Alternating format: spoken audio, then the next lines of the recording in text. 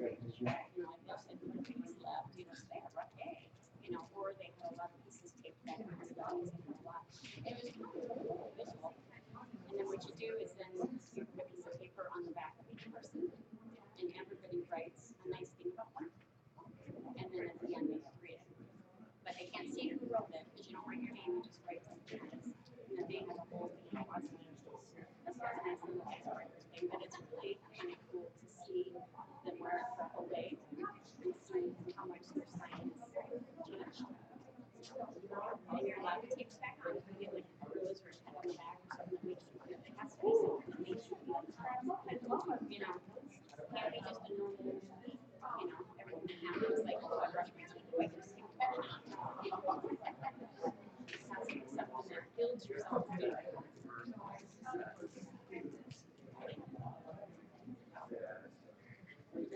I'll make Debbie and Jason's in a front.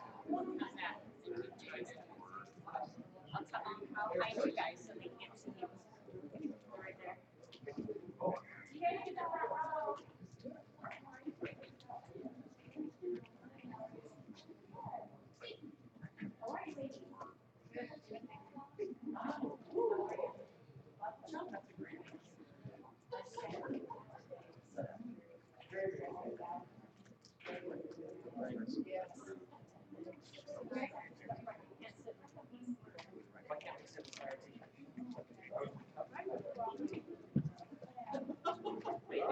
No, it's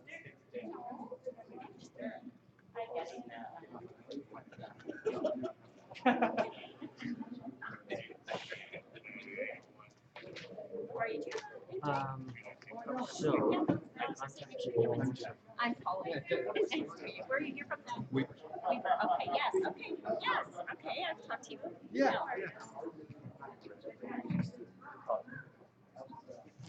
See, you guys are fluid. You're supposed to be. Good. Yeah, I'm going to remove the row if it doesn't get filled. Yeah. Yeah. I'm going to do that.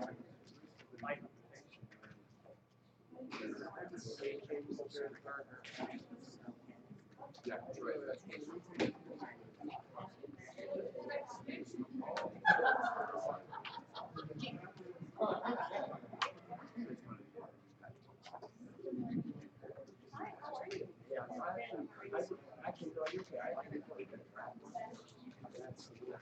I'm not in your way right there, am I?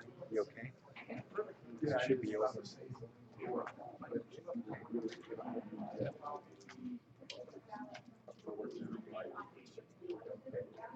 She not coming today? She man in the office for you? Yeah.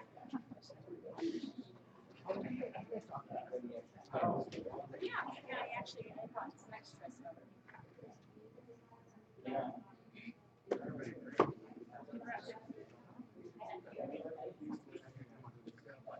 Oh, yeah. Yeah, it's, I don't know.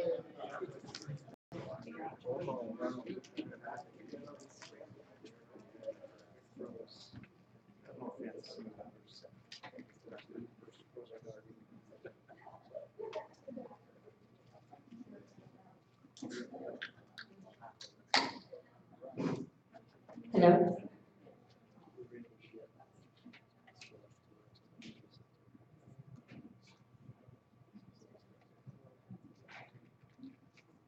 We're starting a little late, but I just want to get a few people that were in the back here. First of all, I'd like to welcome you guys to our last meeting of the year, and thank you for taking the time out on this election Tuesday to come see us. I hope you all get out there and make your voice heard. If I could have Mark Blanche from Washington County come on up. He's going to do the Pledge of Allegiance, if you'll all stand for us.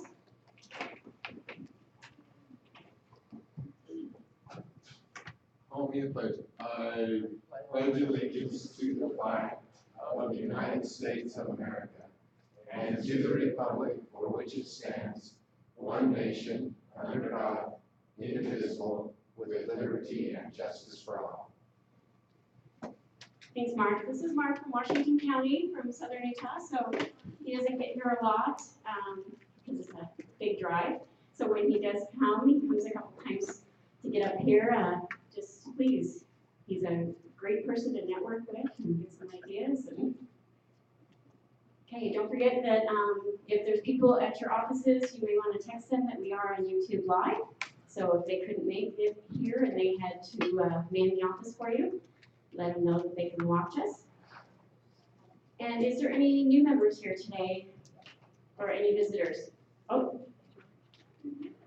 yes, stand up.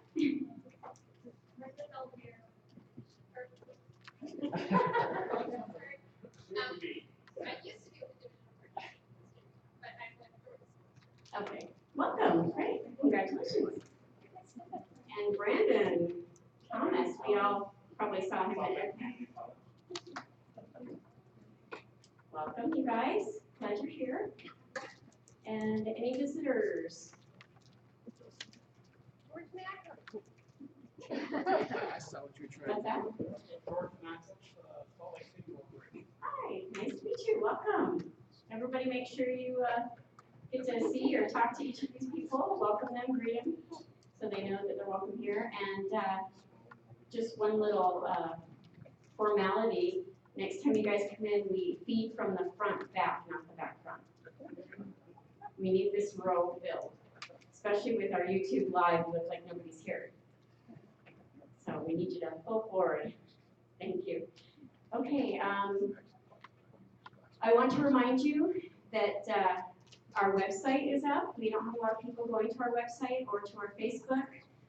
Please like us on Facebook so that we can keep you engaged and informed. And it's also another format for you guys to share any procurement information that you might need or want. Any time of day that you may even think about it. So maybe if you're up at midnight because you can't sleep because of that RFP, you can go to Facebook and see if you can get some information or message somebody that's on there.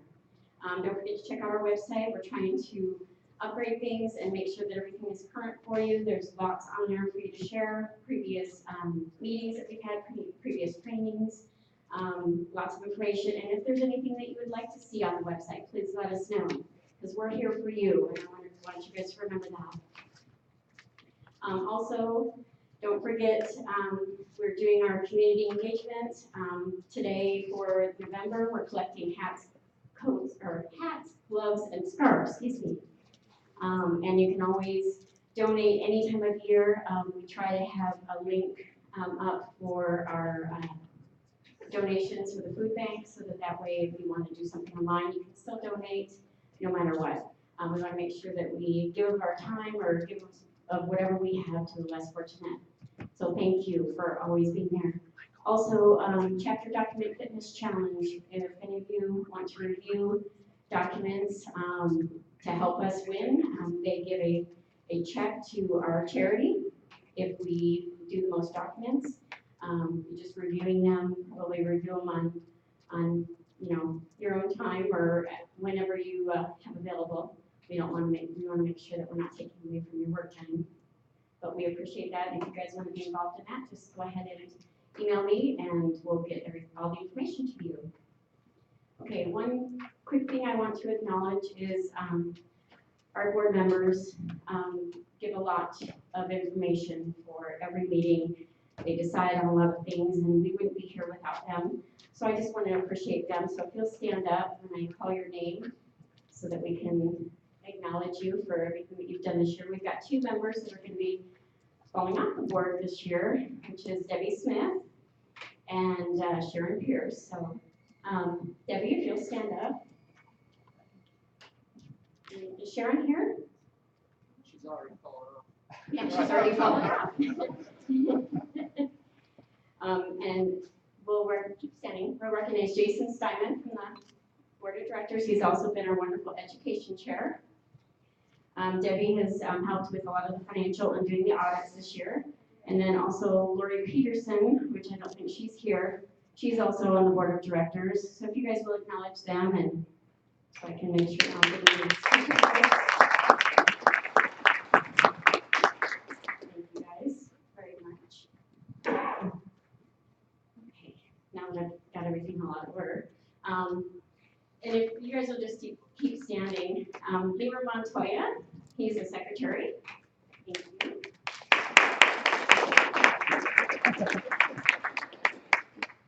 Geraldine Mintham is our membership chair. And she's done a lot this year to really help us gain our membership and grow our membership. And special Tanya Hodges here. I don't know if you guys realize this, she's been doing the newsletter since probably 2006 or 2011, somewhere around there. 2006, yes. She's been doing it a long time. So we really appreciate everything you do, Tanya. Thank you for a big round of applause. And please, if any of you have information or help that want to give something, whether it be, fun procurement stuff, procurement knowledge, give it to Tanya for the newsletter, please feel free. Come on in, everyone. Welcome. You guys get the front row. Sorry, we're late. That's okay. We're glad you made it. Come on in. Where are you guys from? Weaver. Okay, the rest of you were great. Welcome. I'm glad you guys made it. Gail Christensen, where are you? Gail has been on the education committee and doing all the wonderful food and hauling all the sodas and everything all over. So we'll give a round of applause. Gail.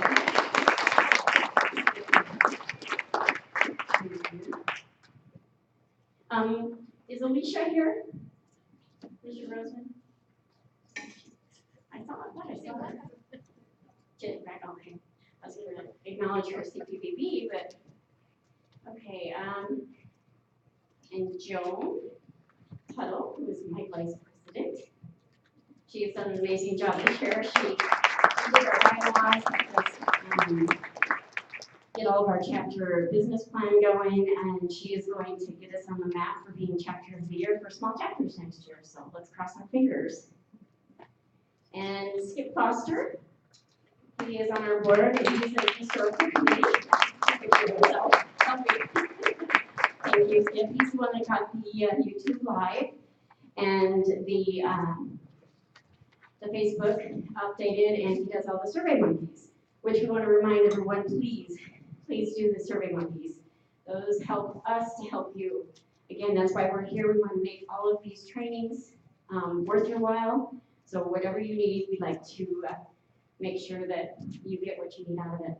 And then I have two last ones for two people who are on the board that were past presidents and who are a very important part of our board because they bring their expertise and their years of service to us. We'd like to recognize Jerry Gardner and Glenda Mitchell.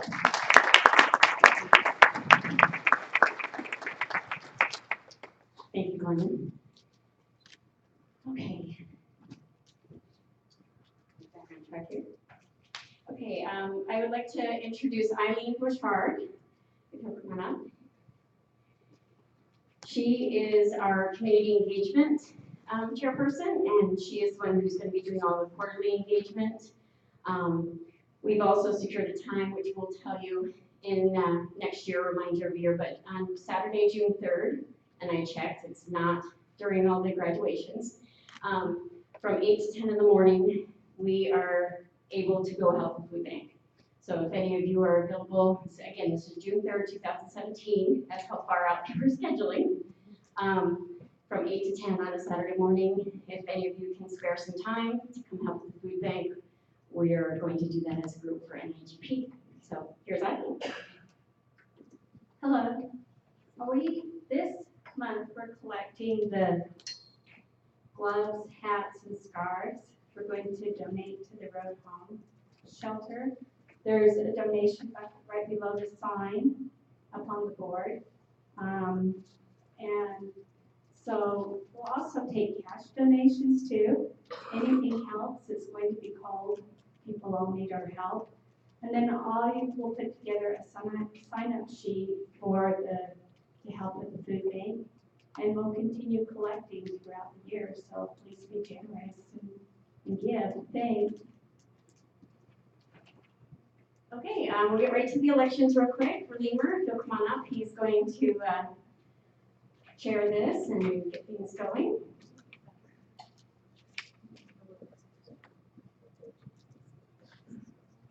Alrighty, so this year we have two open positions. There's a board of directors and the treasurer.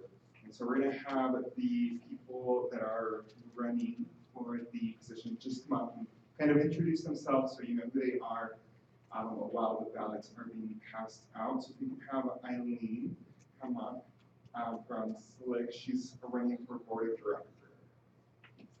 Hi, I'm Eileen, and I not only want your donations, but I want you to vote for me.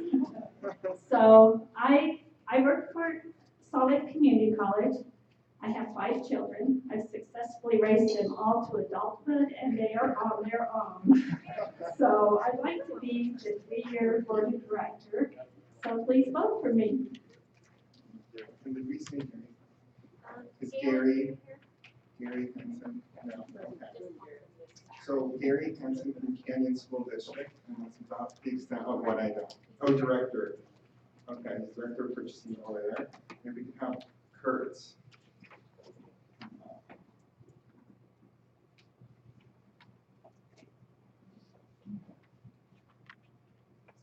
Kirk Rusi, Jordan School District, Director of Purchasing.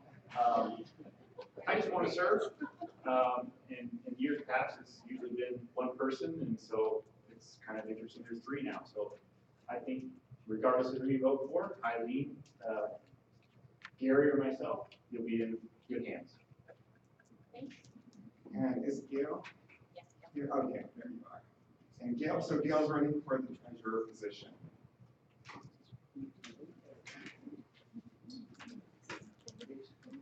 Well, I think the best reason to vote for me is to run unopposed, and so any other write-in vote is weird, so. I'm here at Kansas School District, I'm being purchasing, my bio says on my professional things, but for most of them. I have 5 children also, I'm a crochet addict, I make lots of stuff for people. I love the Utah Jazz, love BYU football, my husband's a Ute, we have a blended family. We've learned to get along all this time. But I love being here and serving you, and hope to have the opportunity to do that more. Besides the food, like somebody else volunteered to do the food, so I think that's something that's. Thank you. Thank you. And is there anyone who wants to be a write-in nominated for this? Anyone? No? Okay, perfect. So if you could write your vote, and then I will be coming around during the break to collect them and be able to count them. Thank you. Okay, thank you. Well, we're keeping with the theme of the day is vote. So we're not only voting for our board, but also we have 5 wonderful logos that have been submitted. And I have them all numbered up here. So if you guys during the breaks, during this day, if you guys will come on over here and take a look at those. We're doing it kind of old school. So I have 2 sheets up here, and you just put a check mark under the one that you like, or a pencil mark, and then just put it that way. So I won't hold them all up to keep you guys in suspense. So you'll have to come over here and you'll have to vote, and you'll have to check out everything. Okay, I'm going to call up Jason. We're a little bit ahead here, so I want to make sure we get going on our speakers. Here you go, Jason. Thank you. Oh, you all have a brain teaser that Joan handed you for fun to fill out. And then there's a little thing on the bottom to help you kind of network and get to know one another. So we would strongly encourage you to do that. Anything else to add to that? The answers, if you want to give out the answers, we just have to. Oh yeah, right here. Also, as a way of just some business, if you want your continuing education credits for NIGP for the year, on the back table where you pick up your name tag, there's a form that you just fill out yourself. Just check the boxes for the meetings that you attended, and then you can put that towards your continuing education for your CPPB or CPPO. Okay, so today we are very fortunate to have Wendy Apirith from the Division of Purchasing with us, and we're talking about SideQuest as well as state cooperative contracts. So just as a small introduction with Wendy, so she's currently a purchasing agent with the Division of Purchasing. In addition to her procurement responsibilities, she is also the project manager, for the state SideQuest implementation, leading the rollout and training efforts statewide. Prior to joining state purchasing, Wendy was a program leader at BD, a medical technology company, where she developed and managed one of the company's global regulations compliance teams. Also in her time at BD, she served as a strategic sourcing manager for IT components and managed over $35 million in spend. She graduated from Westminster College with a degree in business and computer science. Please welcome Wendy.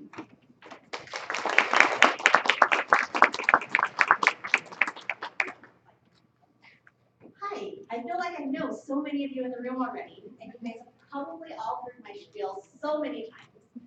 So pretend like it's all new. What Jason failed to mention was he emailed me yesterday because apparently I was a little bit of a sucker and didn't get a bio to you guys early enough and said, I need this by 4 p.m. And at which point, some of you may know Sheila Bird in our office. I yelled across the hall, Sheila, can you write my bio for me?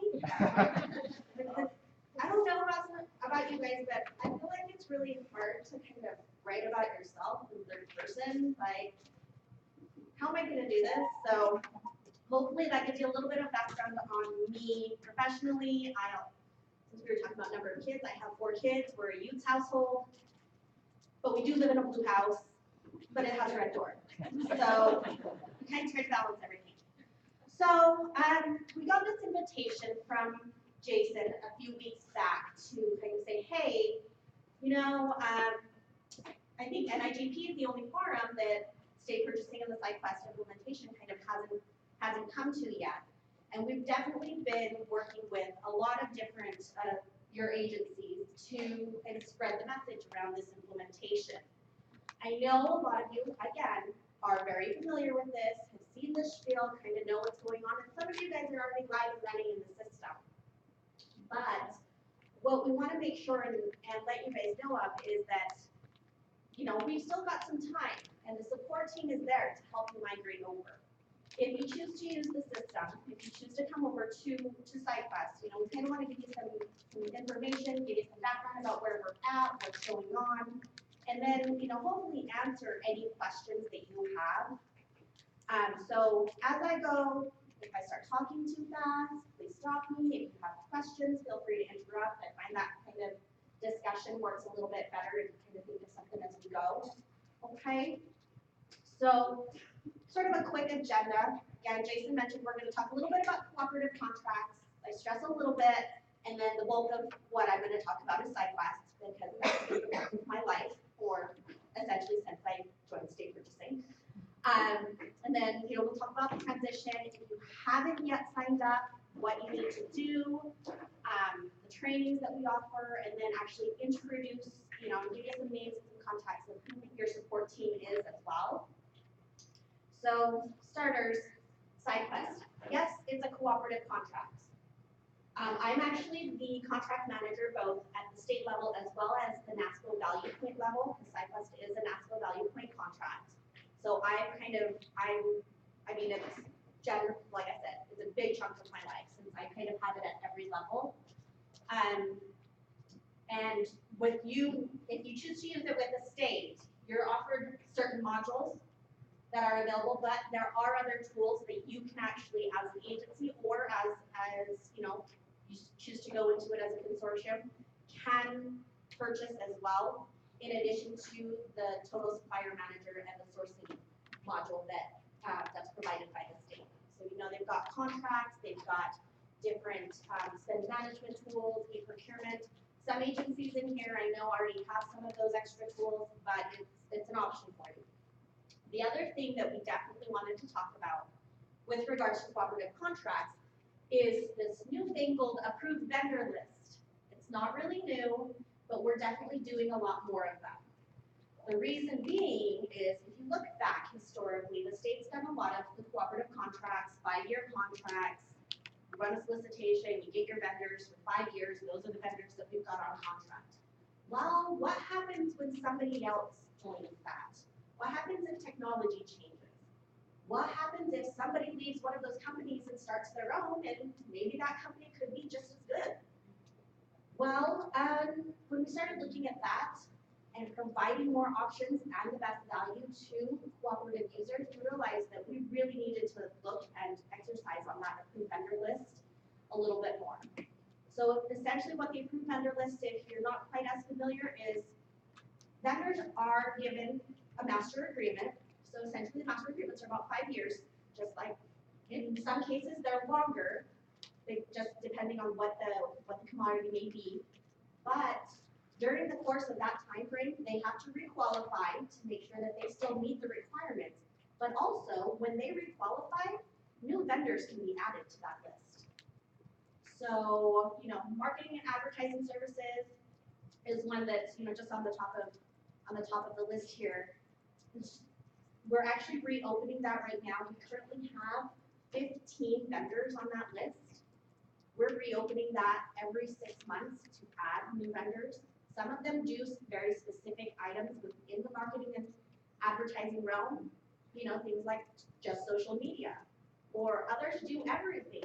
And just depending on the breadth of your projects, you can pick and choose. And the biggest part that we've been able to kind of talk through with this approved vendor list is this gives you an opportunity to use any of these vendors without going out for a full RFP or without going out for a full procurement to every vendor out there. You don't have to post publicly because you're exercising based off of that second stage procurement on an approved vendor list. So we've already qualified the vendors, then you need to do the next step of the procurement. Whether that's a very abbreviated RFP process where you develop your scope of work, your scoring criteria, and your cost proposal, and then you only send it to the applicable vendors. Or it could be a bid, it could be a small purchase, it could be quotes. Every approved vendor list comes with an instructions for use. So you know how to use it, you know what to execute, what it'll take to actually basically use whatever services or goods are on there. So this is just a really abbreviated list. I know there's some of you, like Brenda, who knows other lists that we have, like for all the different school products, yearbooks and cheer outfits and, different things for the different school purchases. And these are just some of the more general ones that, that we've definitely had some different agencies meet us about and say, hey, have you, we saw this, how do we use it? So there's 2 agents in the office that actually manage all of the approved vendor lists, Zach Christensen and me. So between the 2 of us, we can kind of answer all your questions with regards to the approved vendor lists that we do have out there. With that in mind, if you kind of look at the lists and then realize, you know what, this would kind of be a nice approved vendor list. If you kind of come up with some ideas or think about some things that might be of value, if you're thinking of it, there's probably another agency out there that can probably get some use out of it. Let us know, because we're definitely open to taking the suggestions from the agencies that are using these contracts to see if there's more that we can add to the portfolio. So feel free to email me, email Zach Christensen. Our contact information is online, or I think most of you guys might have it already. You can also actually email sidequestadmin@utah.gov because Zach and I are both admins. So it kind of rolls back all to us anyway, but we'll definitely take a look and see if there's some value in going out for an approved vendor list on something. Yes. Yes, pest control was just added. We've got several different ones. This is just a really short list, but I think we've got right now 20 different approved vendor lists out there with anywhere from 2 to 20 vendors on each of those. You know if a vendor is part of an approved vendor list if their contract number starts with A, B, like Victor. And then if you go into the summary sheet, then it'll list out all of the other vendors that are on that and what categories of services that they can provide. Okay? Yes? Is there a link on your site for those? Not specifically right now. Our website's sort of in limbo. We're working with the Department of Admin Services right now to do all the major upgrades. And so by the end of the calendar year, we'll have everything in there uploaded and we transition to the new state websites by January 1. We're limiting what we have to upload because that requires us having to migrate. And so, the full list isn't available, but we can send that to you guys. I can send that out to like Jason and have him communicate it out to everybody. Okay? So on that note, any other questions with regards to approved vendor lists or cooperative contracts? Just that they're super awesome and everybody loves them and wants to use them. I'm not saying the search is awesome. I'm just saying that the contracts themselves are good, right? So, and just as an FYI, we are working on improving the search.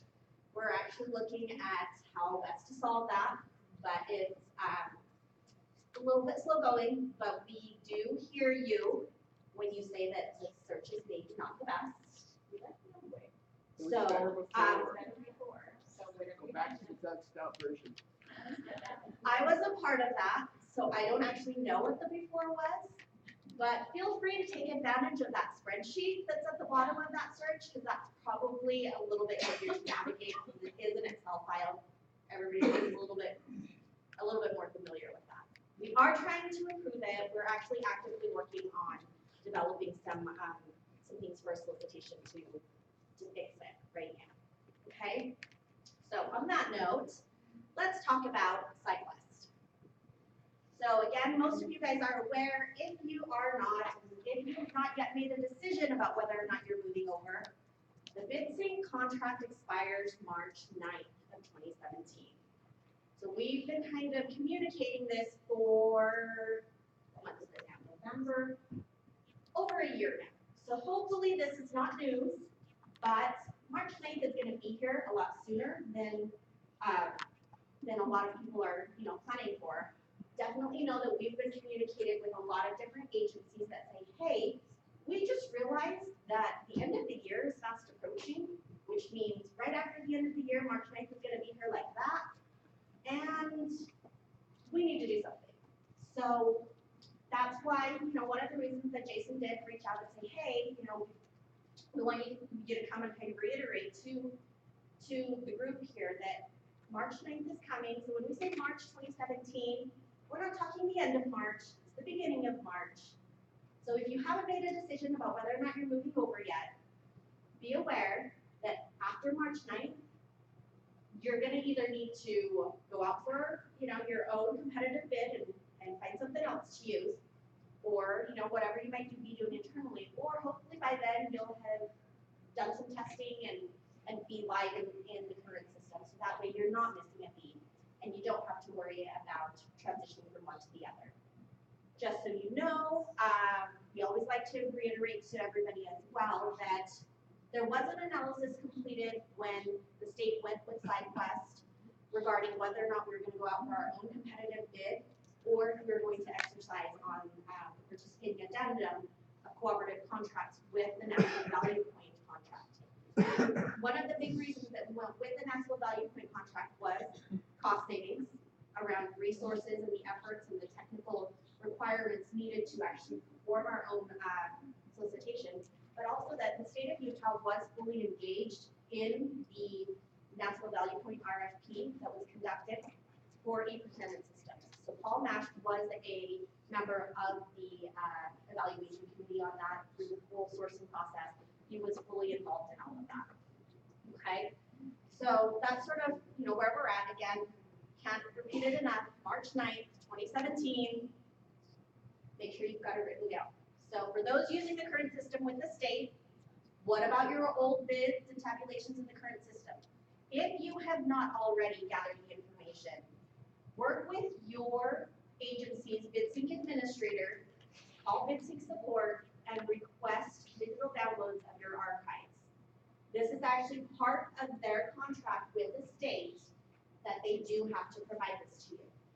It's probably going to be a lot easier to get it before our contract expires. So if you have not yet gotten it, please reach out and get that information, okay? And then the other thing, as I said before, if you don't want to move to the new system, if you don't want to use SideQuest, that's totally okay. It's your decision. But the state will no longer be paying for the current services as of March 10th, 2017. So if you're going to be posting something, we'll pay through March 9th. But if it comes to March 10th and you go to try to use it, we're not footing that bill, okay? So if you choose to not use the system, that's totally okay. You just need to follow your agency's procurement statutes for the competitive bid or just use an internal process, okay? So who's part of the transition? I think we're pretty clear on that. Division of purchasing, all the executive branch agencies have to use it, and then non-state agencies. So we do have cities, counties, school districts, higher ed. I mean, I think we've got representation from all of these groups in the room. So we've got a little bit of everybody either live right now or going live in the next, I mean, by the end of this month, we'll have at least one from every agency live, okay? So when's the transition effective? Just so you know, the implementation kickoff was in October of 2015. So we've been doing this for a long time. We've been working through this for a long time. We've been communicating to everybody, as well as the actual background work of testing, validation, trying to make sure all the tools work. We had a steering team. Some of you may recall being part of the big group steering team and kind of engaging over the course of the implementation and validation. The system went live March 23rd, so it's been up and running for quite a few months now. And now this is the list of right now which agencies are live and which will be live by the end of the month. I did put the University of Utah on there, but their go live is December 1st. So, you know, Division of Purchasing is posting exclusively in SideQuest now. We don't post anything at all in BidSync. Granite School District, I believe you guys are still doing both. UDOT's. We just post notices that it's in SideQuest. Okay, so that's similar to what state purchasing was doing, where all of our solicitations were going up in SideQuest, but we posted the notice in BidSync for the first several months, just to let vendors know to kind of, they needed to go and register. So you can see that we've kind of got a big list, and there's some pretty big agencies on there coming on board. For those of you interested in things relating back to construction and facilities, DFCM, maintenance and real estate has been live since June, but their big major construction is going live next week. So this would be all of the big projects that they've done external to what state purchasing helps support them on. So they are actually coming on board with us as well, which is definitely something new. And I know that there's been a lot of questions on the construction side for a lot of different agencies. So how do you sign up? If you have not yet set up an account, or if your agency does not yet have an account, you have a couple of options. You can go to our test website and click in this section over to your right. So in that circled section, just keep in mind that if we do get a notice of registration from there and your agency already has an account, we will send it back to whoever your agency's admin is. The state's admin team will not set you up. We will send it back to, you know, for example, Granite School District. If somebody requests an account, we'll probably send it back to Jason and have him kind of manage through who needs what access. If your agency does not have an account, we'll get you set up, and then you will be the admin on that account until we are told otherwise. So just keep that in mind. But it's super easy. We can go through and get you set up and live, and your account will be up and running. You know, we ask for 24 business hours mostly just because this is our other day job. So this is our other full-time job. So we do ask for 24 business hours just so that way we can make sure that we've got you all fully set up. Okay. So one thing that we do request when agencies are going from the test system to the live system is a phase-in. So we'll set up your account in the test system. We ask that you try the system, that you have your users go in and, you know, and navigate through there. Just take a look, get familiar, because it is different for BidSync. It meets all of the necessary needs. It aligns with, you know, the procurement code, but it's different.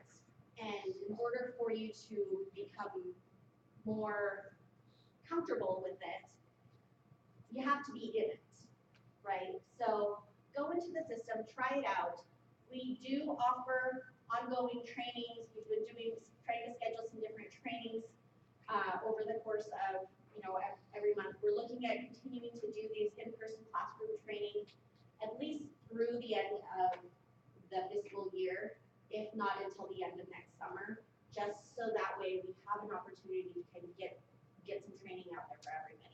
These trainings will also, in the next couple of months, there will be some that are recorded and put online, so that way if you're not able to make it to a training, you'll be able to download some of that in addition to job aids. If, for whatever reason, you feel like you need a training for your agency, or preferably all the agencies that would use this in your area, so, for those further south, maybe if Alpine School District is willing to help us with logistics, then, it'll only be a couple of us come down. Maybe we can invite everybody within Utah County to come over and get some training all at once. We want to try to make this as impactful as possible and help as many users as possible. So email either SideQuestAdmin@utah.gov or Debbie Johnson@utah.gov. Debbie is State Purchasing's procurement coordinator. Most of you should have heard her name already. She does a lot of outreach and everything, but she's definitely really valuable in helping to coordinate a lot of those types of trainings. So once you've kind of gone through and tested out the system, done your trainings, and then made necessary contacts if you need to organize additional trainings, then it's to determine, are you ready? The first question is, have you been in the system? Because if you've not been in the system, you may not be ready yet to go live, right? So the other piece is, have you scheduled your go live with the admin team? What does that mean?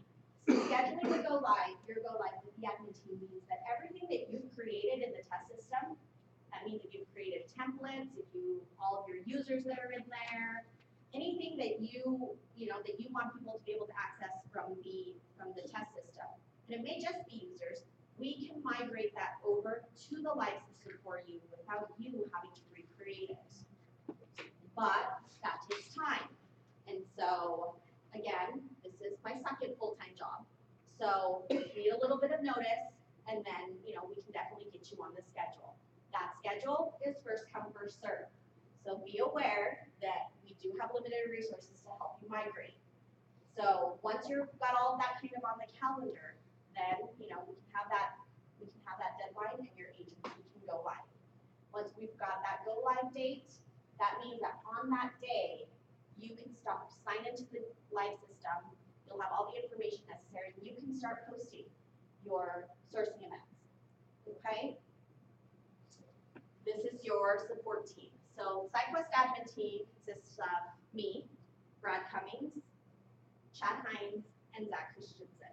So at any point, you may be getting responses from any one of us on that SideQuest admin email address. And that's the reason that we don't have a phone number either, because there's 4 of us. So we try to be, whoever can get to everything first is the one that you're going to hear from. And so if you try to call, you can try to call one of us at a time, and you might get us, you might not, because we may be in the office and we may not. But you'll always get your initial response from us within the first business day of you sending it over. Sometimes sooner than others, but within 24 business hours. What we also offer is training, the basic system support, and then the agency account setup. Beyond that, we rely a lot on the different project admins. So project admins, those of you in the room, I think you guys kind of know who you are. We're definitely going to be looking at doing an admin training to develop you guys into more super users so that we can kind of have an escalation path. If there's something that we cannot resolve, we will work with you to escalate it to SideQuest in order to ensure that we can get your issues resolved. Okay, so password resets, we can do that, project admins can do that. Basic support, system setup. There's actually a lot of troubleshooting that we can do, but if it starts to get much more complex, then we do escalate. So we'll work with you on that depending on what the issue is, and we'll kind of address those as necessary. Okay? So, questions so far? I feel like most of the people in this room have heard this so many times, you guys could probably give this presentation. We have it on mine yet, but, maybe people who have used it can help it. How do we, I have a lot of vendors asking, lots of information and nervous because, BidSync alerted them. Does SideQuest, can you invite vendors? Do they get alerted? How does? So Polly's question is around contacting vendors, how do they get notifications? Yes, all that you need to invite a vendor to register with SideQuest, so with the Utah Supplier Portal, you have to make sure that it's clear to them that if they've already registered under the Utah Supplier Portal, they don't need to register again. But all you need is the vendor's company name and an email address. If you have a first and last name for the contact, that's a bonus, but it's optional. So it doesn't require a whole lot for them to get that initial notification.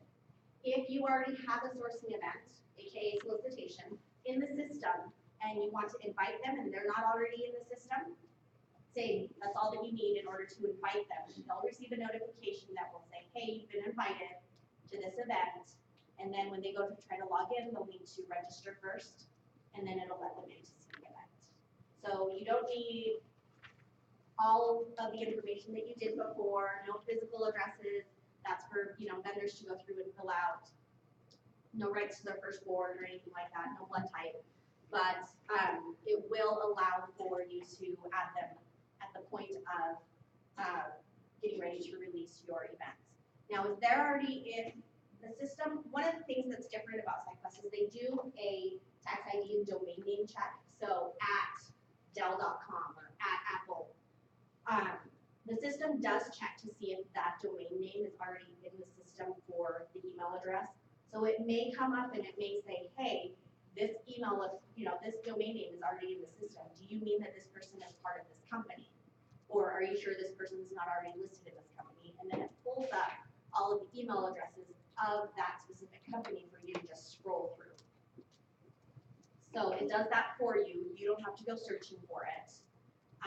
You can also, make sure that it's not already in the system. It gives you a search. You can add manually. So there's a couple of different options, and they do get notifications by commodity codes. Okay. Any other questions? Oh, it's for them where they have to have, I know this on which I've been telling my vendors, sometimes when they didn't know about BidSync, solicitations, they had their notifications turned off. Is it the same type of thing where it manages that? Their notifications are automatically defaulted on. They kind of have to go really deep into their profile to turn it off. So they will automatically get the notifications. One of the things that we do try to remind everybody to let your vendors know of is the commodity codes are different. The commodity codes are actually an abbreviated UNSPSC code, and it's at a higher parent level, less granular. We have under 300 commodity codes in the system. And so vendors will probably get more rather than not enough, depending on what they registered for. So we've worked this through. We've had some feedback from both sides, buyers and vendors, and both positive and negative, but heavily weighted on the positive side because vendors do seem to be liking that they're, they may be receiving more notifications, but then they're not missing anything that they may have missed if they didn't click on a specific commodity code before. And with regards to the commodity code, we do manage that. If you're putting something out for solicitation, or if you have a vendor that says, you know what, I just don't know what to register for, I don't know where this would fit, feel free to have them shoot us an email at sitequestadmin@utah.gov. We'll help them through that process. We'll help you depending on the commodity code, and we can find a resolution. Yes. That list will change as time goes on, things added. Right now, since we are in transition, we want to say it changes, but usually it's just in the definition of the codes.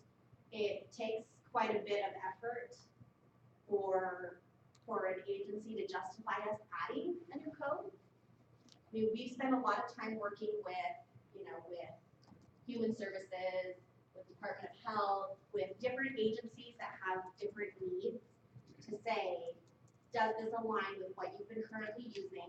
We've taken a look at what their current codes are. Specifically for the state, for example, we're still kind of in the process of changing some definitions for them. The code numbers aren't changing, but just kind of the keywords that can be searched. But, when we look at the previous codes they were using, they had 4 different codes for therapy. And it was all just the code and the word therapy, or therapy, comma, other, or, and so when I asked the question, so which one are you supposed to use if you're looking for this kind of therapy? And they're like, well, you just pick one. Not really what if a vendor doesn't pick the right one? So, we're trying to kind of clean that up and make that as clean as possible. So definitely feedback is always welcome, but at this point, we haven't, I want to say we've added probably, the last time we added a code, it's probably been 2 or 3 months. Whereas we've been able to go in and add a new keyword to a commodity code instead of adding anything. UNSPSC.org. So it's the United Nations Commodity Codes. Any other questions?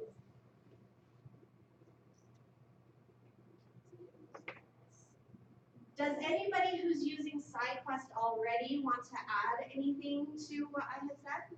I just have a question on the vendor side of it, because most of my bids, I'll get 3 or 4 responses, it'll show 100% complete, but it's not submitted. So that's the vendor So, document. is it clear to them? Because I know SideQuest is not clear to us what we're doing. So there's been some questions back and forth on that. And somebody's question was basically, vendors are saying they're 100% complete, but then it's not submitted. It's because they actually didn't hit submit. And they may think that they're done, but they didn't hit that green check to certify their response and hit submit. So that's sort of a user training. We're actually putting out some training materials for vendors specifically as well, that you guys will be able to share with your vendors around some of this, kind of help remind them, hey, make sure that you've completed this. And we're updating some of the email templates around with some of that information as well to let them know, don't forget when this comes, when you receive this, don't forget you need to go back through and review, make sure you've got everything, hit submit, get the confirmation screen, because there is a confirmation screen that tells them, here's the timestamp, here's when your response was submitted. So, unfortunately, it's a transition for a lot of our vendors as well. So we've been trying to work with different cities, counties, and the governor's office PTAC group to do vendor trainings to show them the process. Obviously we can't reach everyone, but we are trying to kind of put that concerted effort forth for the vendors as well, as best as we can. No, we're gonna put that confirmation out. As soon as they hit review and submit, It just pops up. it pops up. The screen will refresh and it'll pop up. Yesterday and say, you make sure that's got submitted, because I didn't get an email saying. So it'll pop up on their screen right after they hit review and submit. So, we can get into that with you guys another time with some specific agency training on that. Also, one of the things that we do offer in the training system, in the test system, is you can set yourself up and your agency up as a vendor, so you can kind of understand what vendors are going through registration, through completing a bid. So if you do a test bid in the system, then you can go in as a test vendor and complete the bid and kind of see what it looks like when you ask questions, see what it looks like when you submit a bid, that sort of a thing. So we do always recommend doing it on both sides, so that way you do have a full understanding of the whole process. Is there a place on the site that if the vendor doesn't get a confirmation saying that they can talk to somebody, kind of like they call Lindsay? Yep, they can reach out to the SideQuest admin team and we can take a look for them. So I saw Jason's first, and then Jeff, and then Jason again. I'll just cover it all at once. So, great question, I think, because I was actually, you bringing up that question made me look at one that I have closing at 1 o'clock today, and I have 3 vendors who have 100% completed but haven't submitted. So I'm mad dashing emailing them right now. that's what we've been trying to do as well, is kind of take a look, keep an eye on it right before it closes, because it is one of those training transition periods right now for the vendors as well. It's not just us that's changing, it's a big change for a lot of the vendors out there. Trust me, I've gotten a lot of feedback from vendors about Yeah, I change was is hard. working on the resend the email. Yeah. So we've, Thing to them because I don't want to be in part, whatever favoritism. So I hit that and one of them went in and completed it. The other ones didn't. Because they thought they were done. But as a quick note, you asked if anyone's in the system using it. I like SideQuest, so I'm an advocate for it. What are the things that you like about it? Templates and libraries. Love the templates and libraries. Just a side note, if anybody's coming to PEP in December, we are doing a session all on templates and libraries. So, Anything else that you found different from Vincing to? Yes, a lot, but Everything. too much time. We don't have the time to go over it. Jared, I feel. Yeah. Yeah. So if anybody needs any extra information, you can email Jared, or email Email Jason. That's Jason's definitely been a great resource for us, especially on the education side. He's got definitely some insight. He's been engaged from the very beginning with the steering team and everything, and so he's definitely helped us with trainings and advocating and being a good support. So I'm gonna throw his name out there for additional support help as well if you do have some questions. And then Jeff. So I had you covered one with if a vendor has questions, there's contact information, it sounds like, to contact them. Yes. The one concern I know we've talked about and discussed, and I know it's been brought up before, as far as maybe you could address the idea of us being able to view and have examples out there of other bids from other agencies within the state. What kind of access will we have, or is there an option for that? So everybody has access to the public site. Let me actually see if I can. We love plagiarizing like everybody else. Well, yeah. It's not plagiarizing. That's right, we actually give credit. It's following best practices. Yeah. Right? It's leveraging on best practices. Common sense. Yeah. So everybody has access to, okay, this is gonna come up. The public site, which is here, right? So you can kind of go through and you can see what's out there. You can download the PDF. We have actually also been working with different agencies to say, okay, we want to try to keep the live system as clean as possible. However, if you feel like you want to have a vendor account for your agency in the live system, please work with the admin team to get that created, because we do review the vendor accounts, and if we see weird names like Raoul's Fish Pastries, we're definitely gonna question, right, Mark? So we're not opposed to that, because we understand that you wanna be able to see what it is the vendor sees, especially if the vendor calls and says, hey, something's going on. You maybe wanna log in as your vendor, as your agency's vendor, but we wanna make sure that it's very clear, we can kind of document and notate on our side, these are the agency's vendor accounts. We know who's got access to these, we know which agencies they tie in with, so that way if we see something weird happening, we can definitely say, okay, wait, we gotta give them a call and say, okay, what's going on? Like if you accidentally respond to your own solicitation, yeah, we'll call you and say, wait, maybe that's not supposed to be happening, right? So, yeah. So in Vincing, you can select by year to look at the bid. Is that gonna be the same as this? You'll see whatever is the most recent up top, but you can sort by many different things. You can also just search as well by keywords.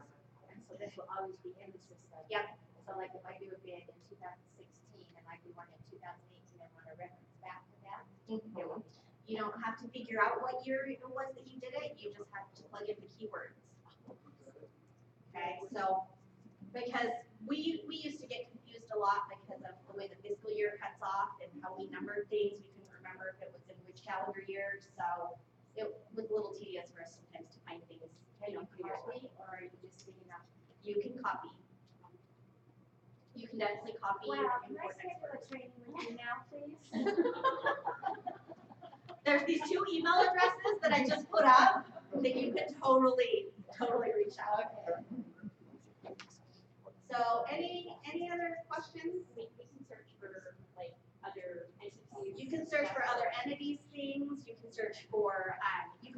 download the PDF right here. And you can at least kind of see like what their questions are, their structures are. Jason alluded earlier to templates and libraries. So every agency has their own templates and libraries that they can create, set up, and kind of draw from for their agency. However, your template and library manager, whether that's your admin or somebody else, has view access to everybody else's templates and libraries. So if Weaver sets up something and Canyon says, hey, we just had this come up. Have you guys used a template like that before? Or before they even call, they can just go and look and see if you guys have done it. You know, maybe they have a template for. We could go copy all of his if you like. Yes, you can totally go copy all of it. No, it's not copying, it's leveraging best practices. That's right. Right? It's not plagiarizing. So definitely it's beneficial because then wherever possible, you don't have to recreate the wheel. You can kind of learn from what others have done out there and take advantage of that knowledge and the collaboration that comes with it. Because you do see something that they do and you go, why are you guys doing it this way? You know who you can reach out to and just say, hey, what's going on? I think one thing that really needs to be stressed is this, where Big Sync was instantaneous, it happened. You go to do your award and you sit there and you're like, what's going on? What's going on? It's still just showing open, whatever. This system does at the top come up and say it can take up to 24 hours to show in their system. It usually takes about 10, but it's not like 10 minutes? Yeah. Not 10 hours. Yeah. But it's not instantaneous like BidSync was. So Yeah. don't freak out. Yeah, so it may take a minute. Usually, I mean, most of the stuff in the system is pretty quick. Notifications go out pretty quick. Everything happens really fast. But there are pieces of it where, you know, it's updating so many different areas in the system all at once. It may take not be, like, I get really impatient now if something takes more than 30 seconds. And I'm like, because I've gotten so used to it happening so quickly. But things like exports or, you know, downloading, that happens in seconds, not in, hey, we'll email you when it's done. So a couple of definitely some different points. Thank you for calling that out. Any other questions? How am I on time? You've got until 10:30. Oh, good, because there was something else that I wanted to show you guys. And that is, for those of you who are not yet in the system, the easiest way to use SideQuest if you're feeling a little overwhelmed. So again, SideQuest is different. Jason can attest to this, and Jared's saucer eyes will tell you that, that this is a very different system from BidSync. Better, worse, it's all an interpretation, but it's different. Change is hard. There's a lot to learn as you get familiar with it. So keeping in mind that March 9th will be upon us before most of us are ready, we have developed in state purchasing actually a template that's available for use by everyone in the system. And it's just created as the solicitation posting template, and it's essentially the easiest, most basic way to use SideQuest until you can kind of get yourself more familiar with the rest of the system. So that way, we don't want you to feel like you've got to use it a certain way. We don't want to be prescriptive in this is how you must use the system, you must use all these tools. We want to give you some options because the system has a lot of flexibility, and sometimes that by itself is really overwhelming, okay? So this is the most basic SideQuest template. It's called a solicitations posting. I hope that this is sort of better than on my screen, probably not. I apologize, it's hard to read. So you're gonna wanna go in, you go through to create an event. Has everybody in here been in the system or at least seen screenshots of the system prior to today? Most everybody? Yeah, no? I mean, I'm looking across and I'm seeing mostly familiar faces, so I'm assuming that you have. How many people are using it currently or? Who's on live? Can you raise your hand? So we've got a few on live in here. So you're going to want to go through, create a new event. So title of the event, this is based on obviously whatever the name of your solicitation is. The project is going to auto-populate based on your individual agency, just the way that it's structured, it'll just come up. If it does not, for whatever reason, click the magnifying glass. And then you'll see this solicitation posting template. And I'm sorry that it's really hard to read on the screen. You'll go through create new event, you'll kind of see those bright red buttons. The name will automatically, the event title will automatically be there. The system does auto-generate a number, it's just got an automatic number wheel, but there's a little pencil next to it because everybody has a different numbering nomenclature. That includes state purchasing, so we definitely didn't want to say, this is how you must henceforth number your events. So we have something that's kind of arbitrary in there, but you can go in and change it based on whatever your standard for your agency is. And then the commodity codes. There's two places to add commodity codes. The primary one is called the reporting commodity code, and you only put one commodity code there. And then the second one is additional commodity codes. And generally, the primary one is enough, but if you need to add additional, you can add as many as you want in the additional commodity code. And all of those commodity codes, all the vendors under any of those commodity codes will be notified of this event. Okay? You'll want to go down. The system defaults to yes, this is publicly posted. There's a public event short description, so that's the second arrow down. And that is where we are telling everybody to make sure and put your agency name, because that makes it so that this sourcing event will be searchable by your agency name. So University of Utah, the University of Utah. Maybe you put you know, some keywords. There's 200 characters in there. They're kind of keywords that you can search or that a vendor can go in and search for. So in thinking over some of the other questions that have come up around searching for historic events, you know, in 2, 3, 5 years, you want to kind of put in some keywords in there to make the events a little bit searchable. This is a searchable field. So maximize those 200 characters. The dates are a little bit different. We've got a preview date, which means the event is available for vendors to view, but they cannot submit a bid. We've got a release date, which is when it actually releases. And then we've got the closing date. And then that is the Q&A. So closing and Q&A is kind of the same, but that preview and release is a little bit different. What that means is you don't have to wait until you're ready to put in your password to release it. You can actually schedule it in advance. You just have to make sure that you kind of align the dates as necessary. If you've got something that you only want to have open for responses for 7 days, but you want them to be able to view it for 2 months before then, that's what the preview is for. That's an optional date. You don't need to use that tool, but it's something that we have now that we didn't have before. You can also take questions during the preview time, and you can do and you can make any amendments or anything necessary for an event during that time.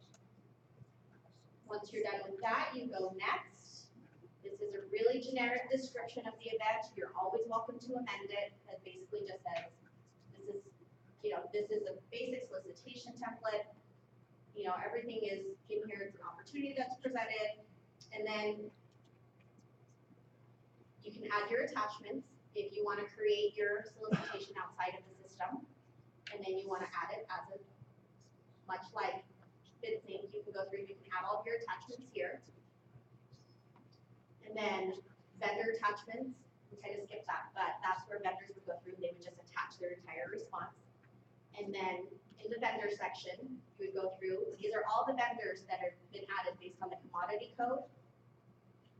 And then you can add vendors manually, so manually invite vendors, and that's, again, anything with an asterisk is required, so vendor name and email address is all that's required. Review, submit for approval, if you have an approval work path, and that's it. Yes? On my question, we had a complaint the other day from a vendor that whenever we'd enter the answer, it would automatically send out this to everybody that they were answering. Does that do that in this? What change? On What do you mean? Yeah, if NIGP said that if we responded to a question, they got an email, said so they were constantly getting an email if there were a lot of questions, and he didn't like that. Well, it's actually going to, I believe it's happening with this last update, is that there is a notification that will go out. The reason is because Q&A and Q&A responses may be amendments to the solicitation. So therefore, if he's not notified, he may be missing an amendment, so then there could be an issue further down the road. So that would be, I mean, that would just, that would just be him trying to figure out how to manage the email. So, so as you can see, you can use this as simply or as complex as you want, but this is the most basic way that you can use it, where you can still create that document outside of the system, post it into the buyer attachment section, have vendors respond as the document outside of the system, have them attach it in the vendor attachment section, and submit. So you can use it as simply as you want, or as complex as you want, just depending on your agency's needs, and where you fall between now and March 9th.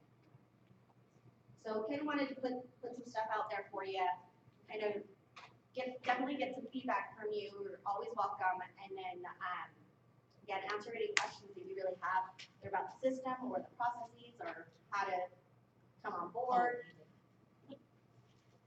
Yes, Jared. So, I was just looking at the web for your guys' web. What tools are you guys creating to help the vendors? There's a registration PowerPoint now. But what are So right now there's a vendor registration guide to help vendors register. We're actually going to be updating and making it a little bit easier for them to search through the commodity codes and find out what granularity each of the commodity codes includes.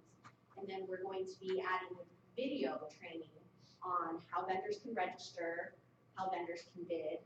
We're also going to have a PowerPoint around how vendors can bid as well.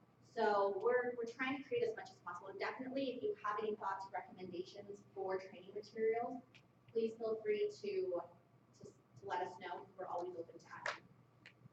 Do you need to email it to me? No, it's okay. I really think that something about them not finalizing this is critical. Oh, yeah. Yep. Oh, yeah. Because we're seeing it, you guys are seeing it. Yeah. It's very protestable issues. Yes, so we're actually, additionally, we manage some of the content that's on their login pages, on their frequently asked pages. So we are updating that language fairly regularly so that when they go to login, they see bright red letters that say, hey, did you remember to, things like, did you add a sales contact to make sure that you get notices? Did you put in a physical address? Just kind of we're not saying that you didn't do this, but just double checking. That'd be really great to be able to Yeah. know about that. Yep. Yeah, I also am adding it as one of my questions now. Yeah, You that's what we understand that you have to go through clear to submit, but. Yeah, that's what we, Submit. that's where we've tried to kind of add things as well, is in They're saying, certain yes, I sections know, we've then they said, can protest. have you gone through the whole process? Do you see where you need to review and submit before this is considered a submitted response?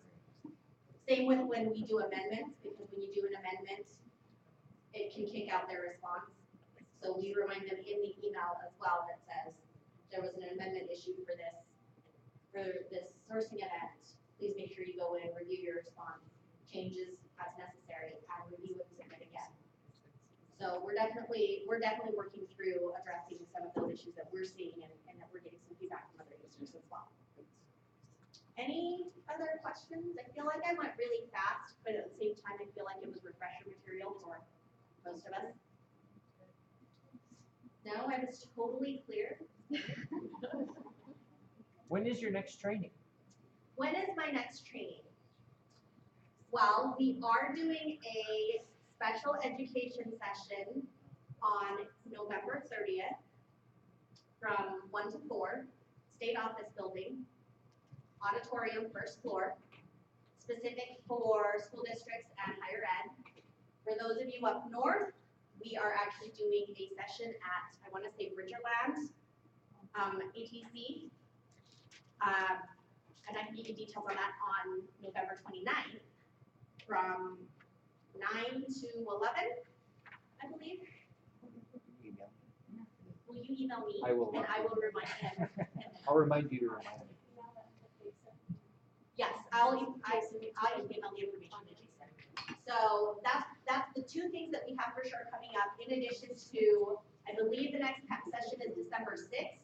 There are 2 side quest breakouts that are part of that session as well. So November 29th, November 30th, December 6th. We're gonna try to squeeze in one more December training. I think it might be like the 15th. I know it kind of gets us really close to the holidays, but we also know that there's a lot of people who want to kind of either go live right towards the end of the year or go live right after the first of the year. So we're gonna try to squeeze in one more, tentatively December 15th. That information will come out through PEP and the newsletter emails, in addition to the notice through the test system. So if you get the SideQuest admin emails, then you'll see that as well. So that's what we kind of got. So that's what, four trainings in the next 6 weeks.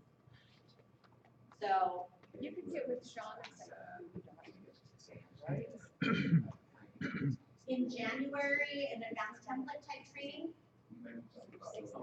Yes, so we've got a kind of an intro, how to create templates and libraries training at PEPS. We're gonna talk a little bit more about that at the November 30th session. And then, in January, we are looking for some different training topics, but a little bit more advanced into, creating templates and libraries is on the agenda, as well as a training specific to admins. So those who are going to be the project admins for each of your different agencies, we want to do a specific training for them and probably start getting that on a regular schedule for the admins, so that way you can have within your agencies kind of super users themselves that can kind of help you with some of your, any of your basic troubleshooting and things like that. Are you finding so far with the users that once you do the basic training, then you get your cadence and they'll start digging in more to the system themselves? How are you finding it? So how's it going after basic training? It depends. And what we have found is the more you use the test system, the more you try to play in the test system, try to break it. I mean, honestly, that's always been my intent with any test system is, can I break this?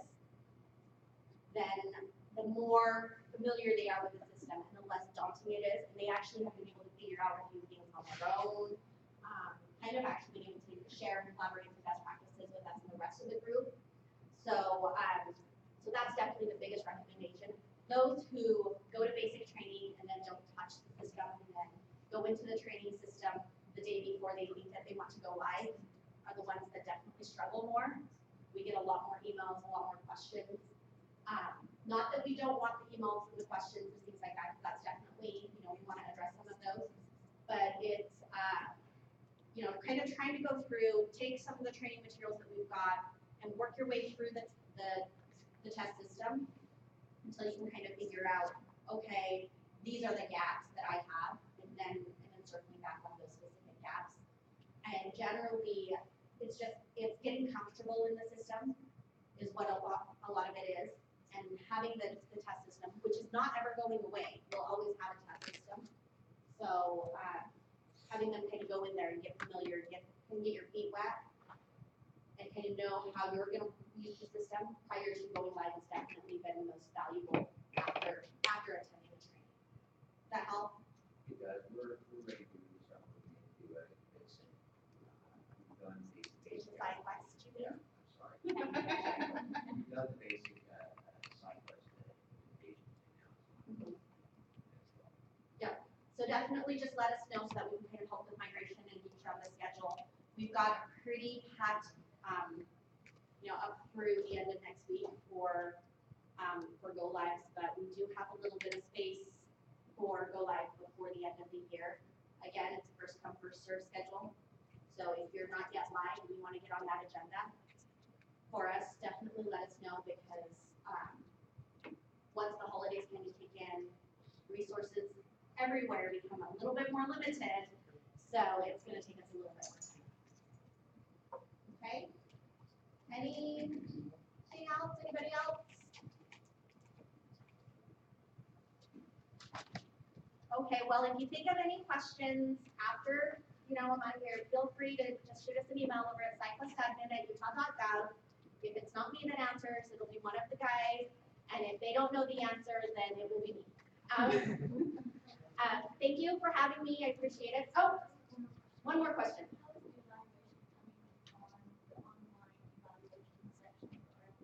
The online evaluation section for RFPs, it's going wonderfully, actually. It's been going really well. We're probably still not looking at launching it until at earliest, maybe the end of January. So SciQuest does have an online evaluation tool within the system. So far, with all the initial testing, it does meet rule and code. Kent seems to be a fan, so that's always good. Our management team definitely has liked it so far, but we are continuing to do some testing.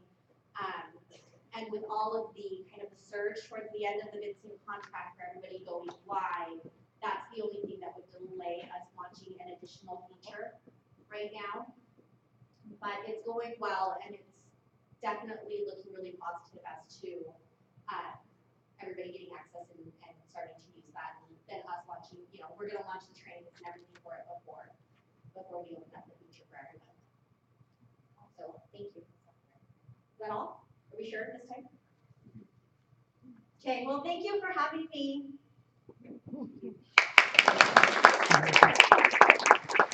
Thank you so much. And just a token of our appreciation, we'll provide you with this certificate. Oh, thanks. Thanks you for coming. Oh. Perfect. All right. And I'll just vouch for Wendy that she's an expert on SciQuest. So if you do have any questions for it, she's a great asset, as are the rest of the SciQuest admin team. What we'll do, are we ready for break? Yeah, okay, we will now take